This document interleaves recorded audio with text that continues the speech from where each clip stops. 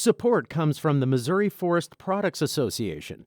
Missouri produces wood pallets, railroad ties, white oak barrels, hardwood floors, and more. Details on the variety of products made in the state are at choosewood.com. It's Tuesday, September 28th. This is The Gateway. I'm Wayne Pratt.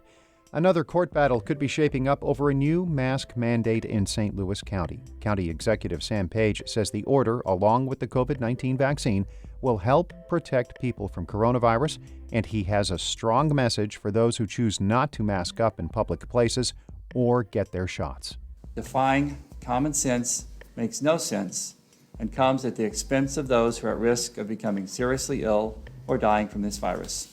Page announced the new order yesterday, adding it should hold up in court, but state officials are contemplating legal action. That new mandate comes after a legal setback to a previous order in St. Louis County. St. Louis Public Radio's Jason Rosenbaum has more on how this plan is still facing a legal threat from Missouri's Attorney General. St. Louis County's mask mandate has been in legal limbo for several months.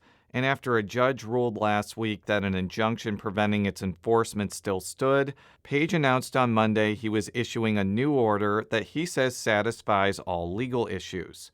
When asked why he was pushing so hard for a mask mandate when his administration has said it won't punish people for violating it, Page said this. My administration is fighting for masks and vaccines because it's the guidance of our public health experts. We believe it's the right thing to do.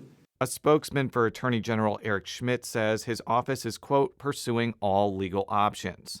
I'm Jason Rosenbaum, St. Louis Public Radio. A Boone County judge could rule as early as today on Missouri Attorney General Eric Schmidt's request to make school mask orders throughout the state illegal.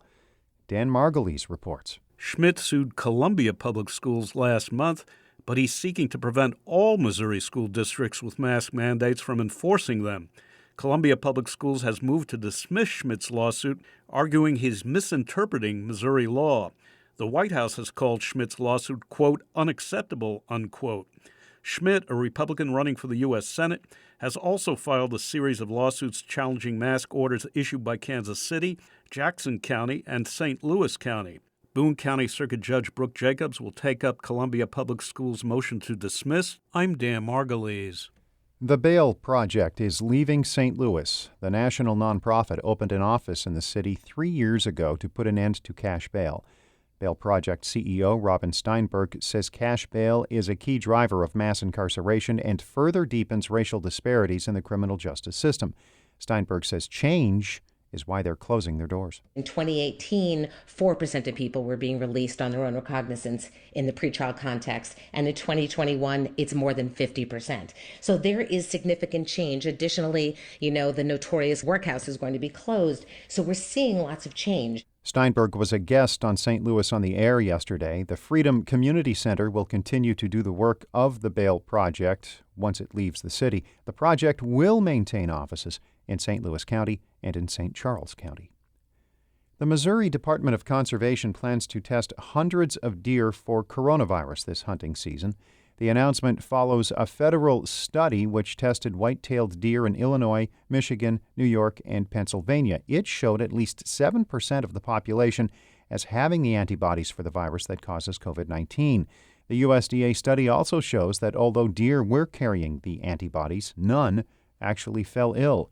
There is no evidence of deer dying from the virus or humans contracting it from eating venison. Students at the University of Missouri-St. Louis want the school to replant native grasses removed at Bug Lake. The university replaced the plants with turf over the summer. Students say the garden attracted pollinators and prompted ecological diversity. Biology major Stephanie McDonald started a petition at change.org. She says ecology students learned from the garden. To go outside and look at the different native flora and fauna, and how the pollinators and other wildlife are given a place to replenish their nutrients, that's very beneficial for the class itself. Students also want to question those responsible for the decision. Bug Lake is on the UMSL campus, and it's named after the university's first chancellor, James Bug.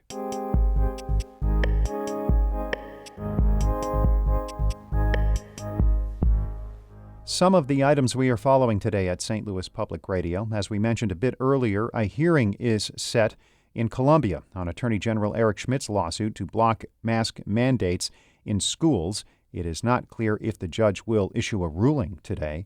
And we will dive into the ongoing legal fight among St. Louis, Rams owner Stan Kroenke, some other team owners, and the NFL over the Rams' move to Los Angeles 6 years ago. Our legal roundtable on St. Louis on the Air will be examining last week's Missouri Supreme Court decision to not get involved in the lawsuit.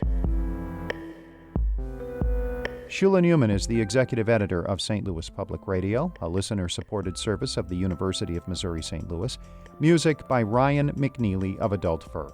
I'm Wayne Pratt. This has been The Gateway.